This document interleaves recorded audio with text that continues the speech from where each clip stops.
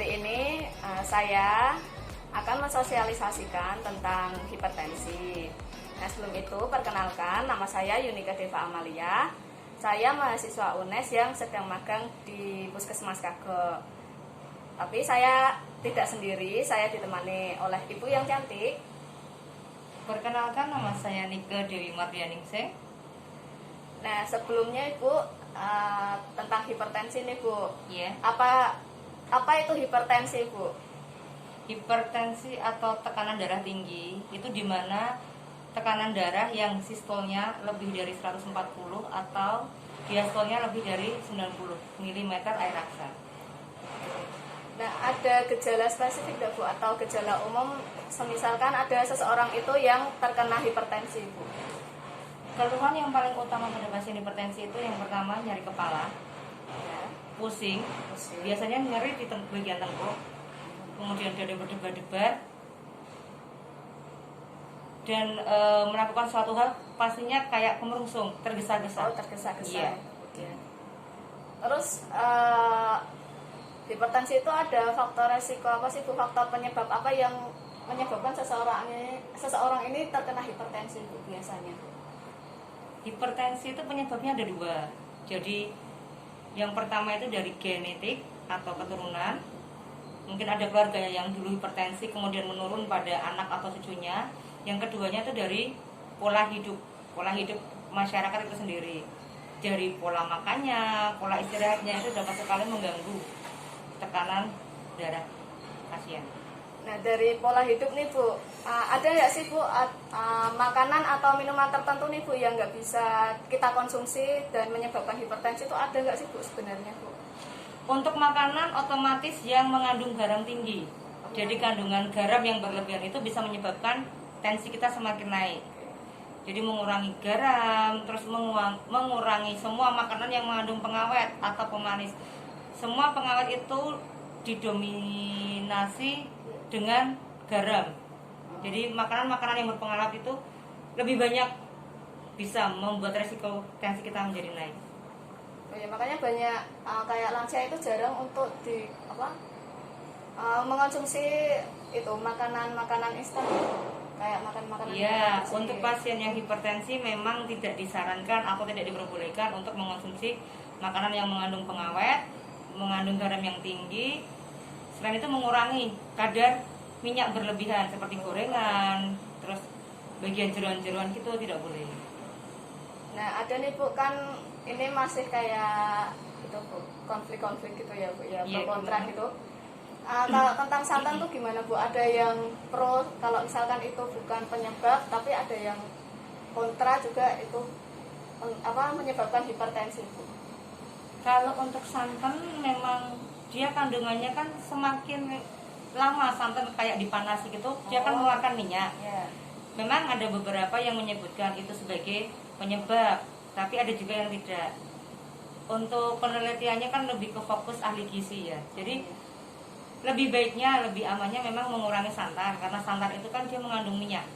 Oh, tapi tetap boleh ya bu dalam boleh konsumsi. Dalam artian dalam porsi yang memang cukup, tidak berlebihan gitu.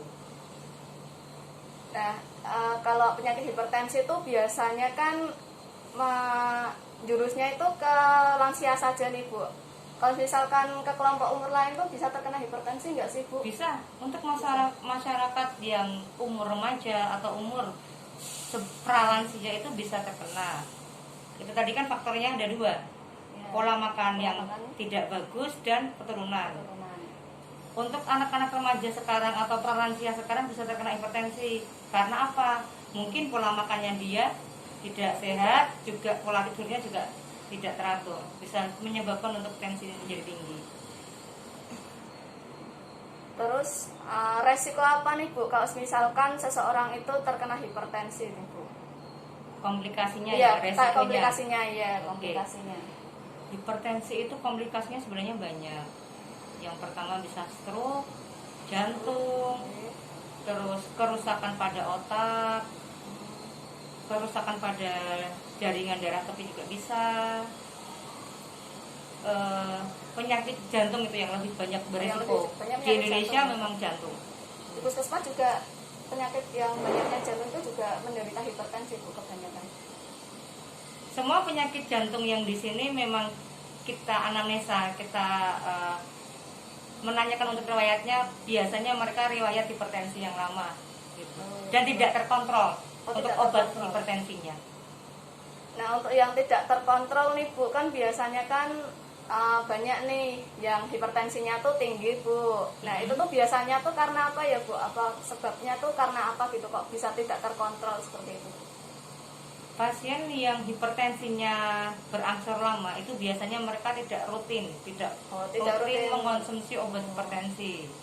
Selain itu dari pola makannya juga masih sering melanggar apa yang diharuskan untuk mengurangi untuk batas. Jangan berlebihan lah makan garam, gorengan, jeruan, masih banyak yang melanggar itu.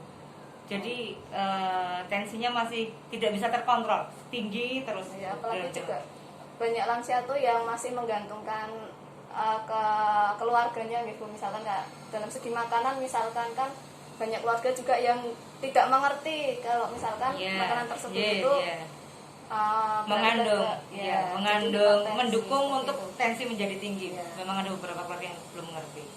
Nah kan tentang obat hipertensi Bu, kan itu kan ya hipertensi itu sering minum obat ya Bu? Iya. Harus setiap hari rutin ya? Setiap hari. Nah itu kan ini juga pertanyaan dari saya nih Bu, kan kalau misalkan kita tahu kan kalau misalkan kita minum obat terus itu Bu bikin gagal ginjal gitu Bu. Nah apakah yang hipertensi ini tuh juga seperti itu Bu? Soalnya kan juga banyak masyarakat tuh yang belum tahu kan Bu tentang manfaat dari mengonsumsi obat hipertensi itu setiap hari karena takut efek jangka panjangnya gitu.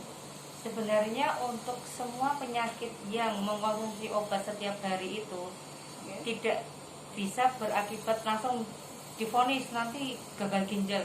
Salah, itu persepsi yang salah sebenarnya. Persepsi yang salah gitu. Jadi semua penyakit gula, semua penyakit hipertensi itu justru kalau pasien rutin meminum obat, penyakitnya akan terkontrol. Seperti gula mereka akan terkontrol, tensinya pun mereka akan terkontrol. Semua bisa dihindari atau jangan sampai lah dengan penggunaan obat yang tiap hari itu menyebabkan gagal ginjal. Itu persepsi yang salah sebenarnya. Jadi mengkonsumsi obat rutin boleh asal diawasi dengan dokter. Jadi nanti dari dokternya kalau sudah agak terkontrol tensi mungkin sudah bagus akan dikurangi dosisnya. Lama-lama bisa juga dikurangi obatnya, dosisnya dikurangi, lama-lama tidak meminum obat hipertensi itu sendiri. Ya soalnya kan ini kan kayak masih menjadi pro kontra ya, bukan ada yang bilang tuh kalau minum obat terus jadi gagal ginjal sama halnya kayak minum obat hipertensi ini Bu. Gitu kan dulu kan saya juga berpikirnya seperti itu karena saya tidak tahu. Justru nanti kalau tidak rutin minum obat, tensi mereka tidak bisa kita kontrol, bisa naik tiba-tiba nanti ngedrop. Kalau dengan obat hipertensi akan stabil. Kalau misalkan nggak minum obat malah bahaya komplikasi tadi. Iya, komplikasinya soalnya macam-macam untuk hipertensi itu. Nah, untuk pencegahannya hipertensi nih Bu, kan ini kan masih banyak nih Bu anak muda kan yang sekarang sukanya makan sembarangan nih Bu, suka makan gorengan. Nah, pencegahannya tuh gimana Bu untuk mencegah agar kita tuh tidak terkena hipertensi seperti itu? Untuk anak-anak muda zaman sekarang dikurangilah untuk makan junk foodnya. Jadi menjaga pola makan yang sehat, kurangi junk food, kurangi gorengan, kadar garam.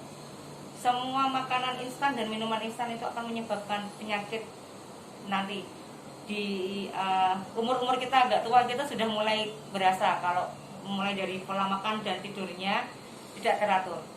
Bisa kena hipertensi, banyak gula. Kalau dari aktivitas fisik sendiri Bu? Penyakit hipertensi bisa dihindari kalau pola makan sehat sama olahraga teratur.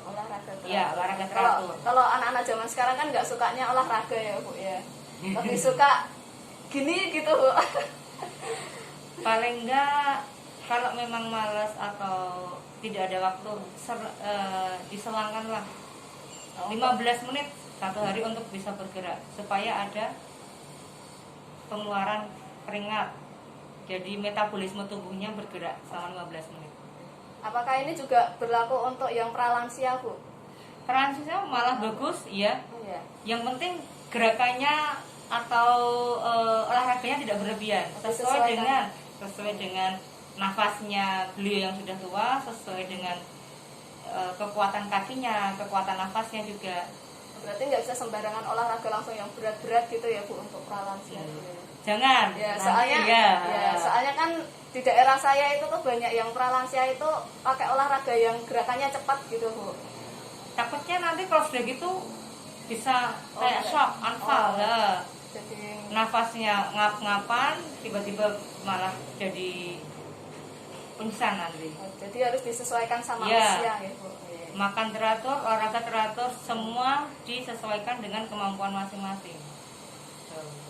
Nah, kalau sudah pencegahan tuh pengobatannya nih, Bu. Apakah hipertensi itu bisa diobati? Bukan banyak masyarakat itu yang belum tahu apakah hipertensi itu bisa diobati atau enggak. Jadi nanti kan menjurusnya kan ke tidak teraturan minum obat gitu, Bu. Jadi bisa disebutkan atau tidak?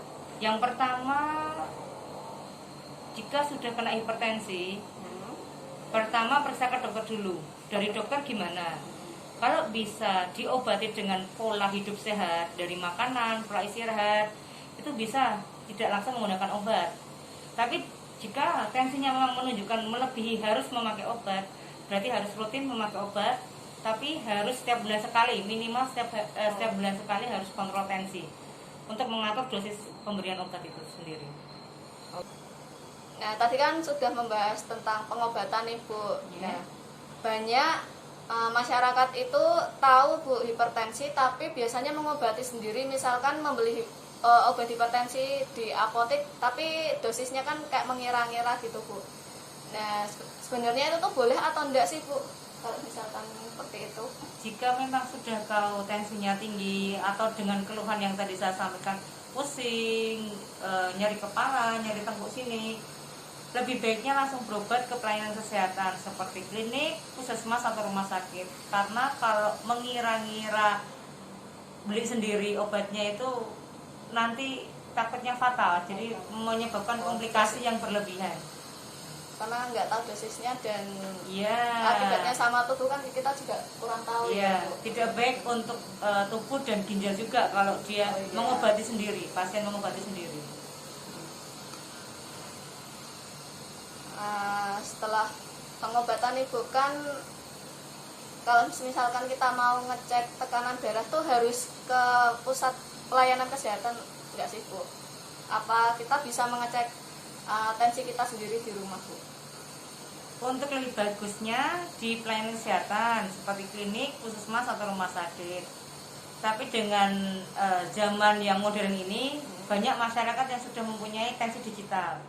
Boleh tensi sendiri boleh, tapi jika tensi melebihi 120/80 atau mungkin disertai dengan keluhan tadi, bisa langsung pergi ke pelayanan kesehatan untuk pengobatan atau konsultasi lebih lanjut. Ya, berarti memang semua itu disarankan harus sesuai anjuran dokter ya, Bu. Nggak bisa semuanya dilakukan sendiri di rumah seperti itu. Iya. Nah, mungkin cukup sekian dulu, Bu, untuk materi hipertensinya. Semoga dapat memberikan manfaat bagi keluarga, terutama keluarga yang mempunyai lansia di rumah atau yang beresiko untuk terkena hipertensi seperti itu. Nah, jadi kesimpulannya adalah hipertensi itu tekanan darah tinggi di atas 140 per 90.